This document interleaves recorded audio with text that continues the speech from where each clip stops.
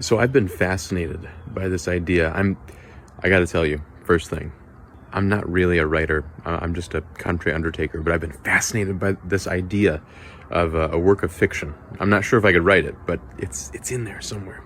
So a friend of mine was telling me that his dad used to date the daughter of an undertaker in another small town, kind of like me. And he said the daughter was just a 10 out of 10. And his dad broke up with her, and he came back to a high school reunion and found that she'd married this very nerdy, kind of homely guy from high school, and that he, I suppose as part of the bargain, had to take over the funeral home. And in talking with the guy that took over the funeral home with the 10 out of 10 wife, he hated the job.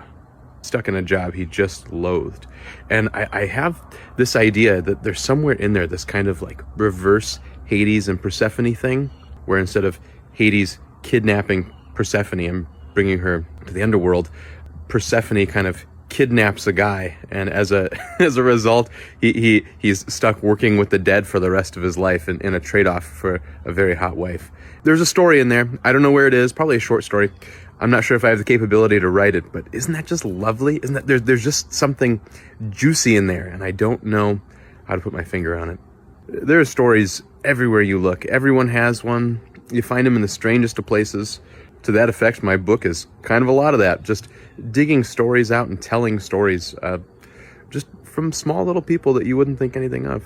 So anyway, if I ever write a short story, it's going to be about reverse Hades and Persephone, where a guy is roped into undertaking. Anyway, thanks for listening.